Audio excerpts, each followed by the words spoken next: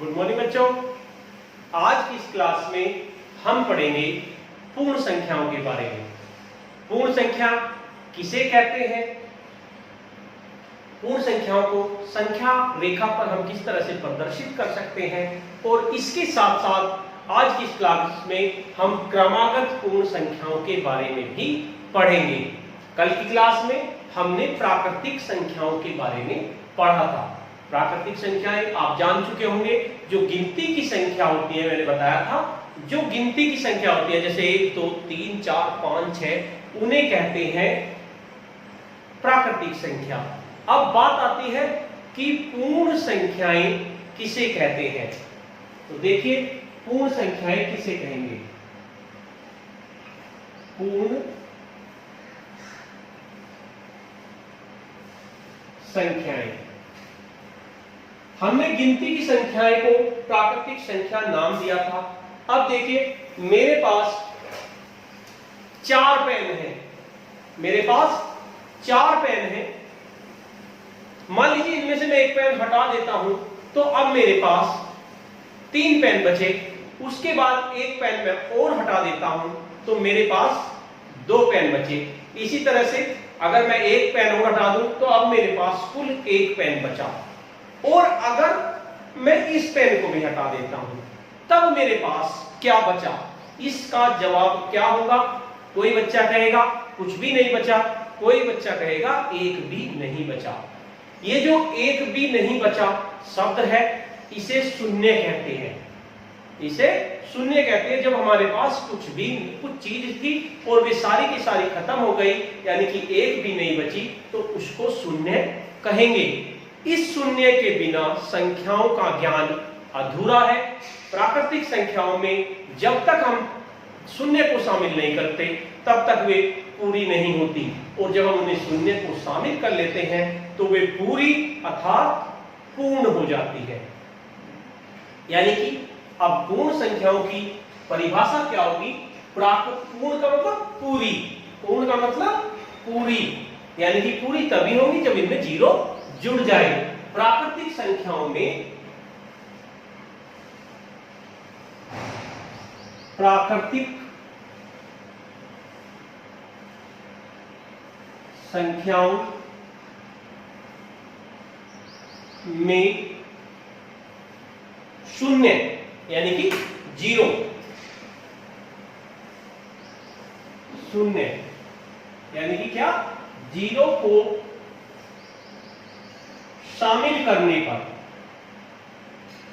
शामिल करने पर बनी संख्याओं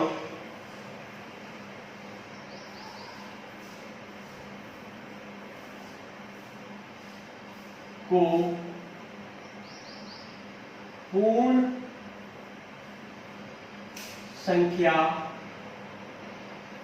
कहते हैं। जैसे पूर्ण का मतलब अब ये पूरी हो गई, उनमें जीरो भी जुड़ गया। 0 1 2 3 4 5 ये आपकी पूर्ण संख्याएं हो गई। अगर उनमें हम जीरो को भी, प्राकृतिक संख्याओं में जो गिनने की संख्या है, उनमें अगर हम जीरो को भी शामिल कर लेते हैं, तो हमारी पूर्ण संख्याएं हो जाती हैं। क्या खास बात होती है पूर्ण संख्याओं की। इसमें 2 क्वेश्चन बन सकते हैं।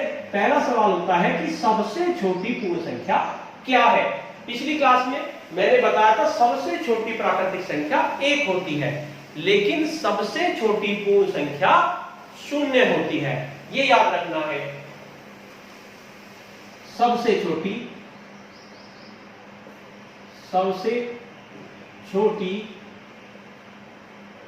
पूर्ण संख्या 0 यानी कि 0 होती है। अब इसी के साथ साथ आपसे कोई दूसरा सवाल पूछ ले सकता है कि सबसे बड़ी पूर्ण संख्या कौन सी होती है। सबसे बड़ी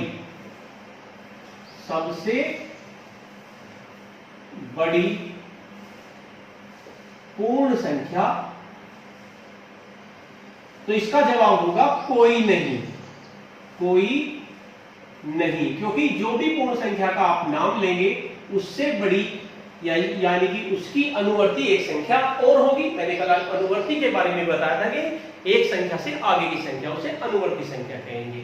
तो दो बात हो गई, सबसे छोटी पूर्ण संख्या हमारी 0 हो गई और सबसे बड़ी पूर्ण संख्या कोई भी नहीं होती।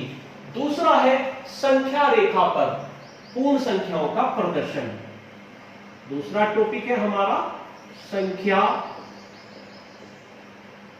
रेखा पर पूर्ण संख्याओं का प्रदर्शन। कैसे करेंगे हम संख्या रेखा पर पूर्ण संख्याओं का प्रदर्शन? जिस तरह से हम प्राकृतिक संख्याओं का पूर्ण संख्या रेखा पर प्रदर्शन कर सकते हैं, इसी तरह से हम संख्या रेखा पर पूर्ण संख्याओं का प्रदर्शन हम कर सकते हैं। एक सीधी रेखा खींच लेंगे हम इस तरह से, जिसके दोनों तरफ तीर के निशान लगा देंगे और इसमें 1-1 सेंटीमीटर, आप इसे पीटी से खींचेंगे अपनी या अपने पेटे से खींचेंगे और उसमें 1-1 सेंटीमीटर पर निशान लगा देंगे इस तरह से नाप के। मेरी तरह नहीं लगाएंगे, नाप के लगाएंगे। 1-1 सेंटीमीटर पे इस तरह से आप इस पे निशान लगा देंगे।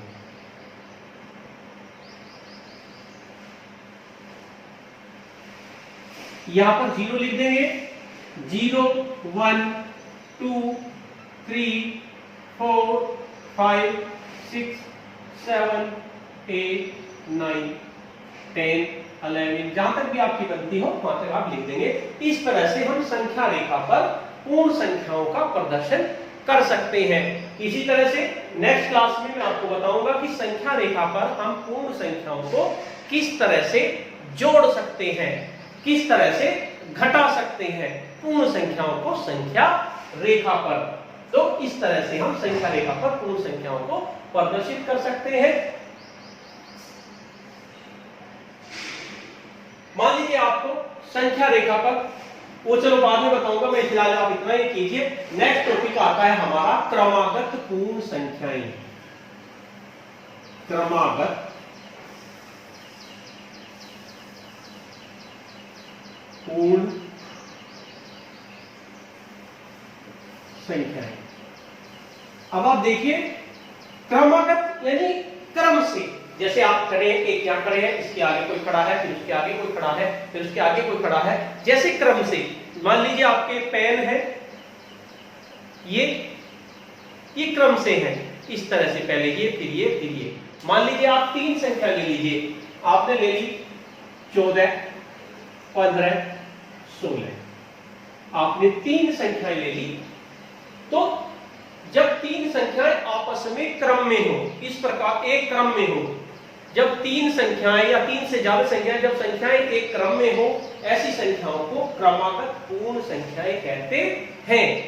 जब कोई संख्याएं एक क्रम में होती है और उनके बीच में एक का अंतर हो, केवल एक का, जैसे 14 के बाद 15 और 14 में कितना अंतर है? एक का।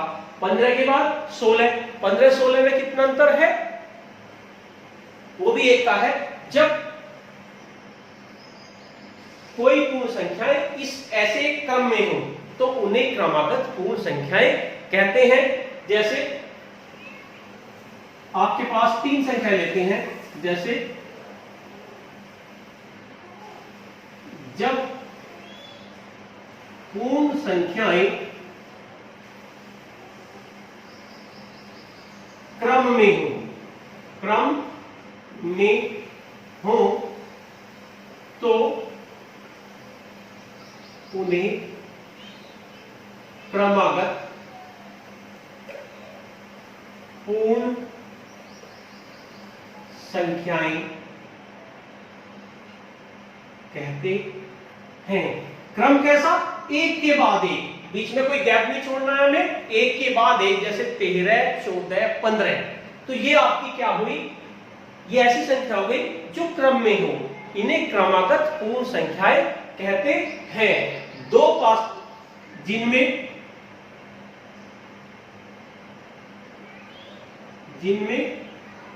2 पास की संख्याओं के बीच एक का अंतर होता है, उन्हें क्रमागत पूर्ण संख्याएं कहते हैं।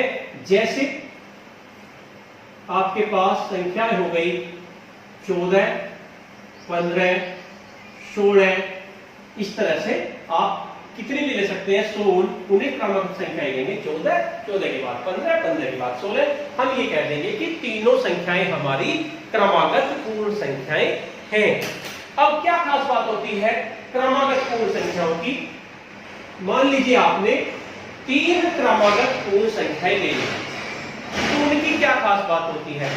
3 क्रमागत पूर्ण संख्याओं में जो पहली संख्या होगी, जैसे आपकी 14 है और आपकी तीसरी संख्या होगी, पहली संख्या और तीसरी संख्या, आप इन दोनों को जोड़ लो, इन दोनों को जोड़कर और जोड़ का आधा कर दो, जोड़ का आधा कर दिया जाए तो वो बीच की संख्या आपकी आ जाती है।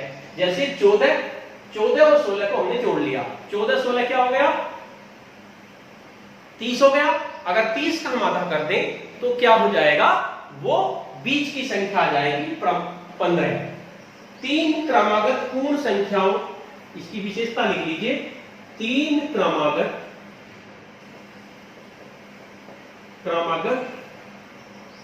पूर्ण संख्याओं में 3 क्रमागत पूर्ण संख्याएं आपकी कोई भी हो सकती है, 14, 15, 16 हो सकती हैं, आपकी 31, 32, 33 हो सकती है, कुछ भी हो सकती है, कुछ भी 31, 32, 33, ये आप लिख लीजिए, 41, 42, 43, कुछ भी आपकी, लेकिन क्रम में होनी चाहिए ये आपकी। 3 क्रमागत पूर्ण संख्याओं में पहली संख्या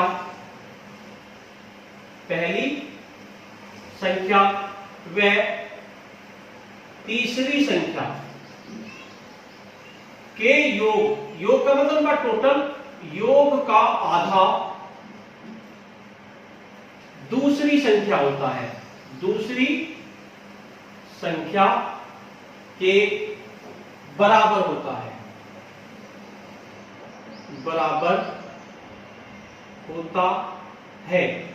ये आपकी 3 क्रमागत पूर्ण संख्याएं हैं, पहली और तीसरी संख्या के योग का आधा दूसरी संख्या के बराबर होगा। आप पहली और तीसरी को जोड़ लीजिए, उससे आपकी दूसरी संख्या आ जाएगी, तो इन्हें कहते हैं क्रमागत पूर्ण संख्याएं। आप आज किस क्लास में आपने पढ़ा पूर्ण संख्याएं किसे कहेंगे? अगर उसे 0 हो, उसकी खास बात क्या होती है? दूसरे संख्या रेखा पर आप कैसे निर्दिष्ट करेंगे? इस तरह से आप संख्या रेखा बना लेंगे। तीसरे आपने पढ़ा क्रमागत पूर्ण संख्याएं। अब मैं आपको थोड़ा सा गृह कार्य देता हूं जो आपको करना है, छोटे छोटे से प्रश्न देते हूं गृह कार्य में। पहला प्रश्न आपका होता है 3 क्रमागत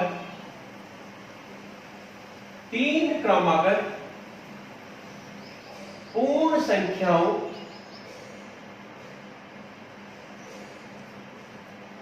में दूसरी संख्या 32 है, तो पहली व तीसरी संख्या बताओ, तीसरी संख्या बताओ। आपको एक क्वेश्चन करके अपने, पहले तो सबको आपको अपनी कॉपी में सब उतारना है, ब्लैक बोर्ड पे जो भी काम दिया हुआ है, उसके बाद आपको ये प्रश्न करके आपने स्कूल के व्हाट्सएप ग्रुप पर इसके आंसर भेजने हैं अपने व्हाट्सएप ग्रुप पे प्रश्न लिखकर। दूसरा प्रश्न है 3 क्रमागत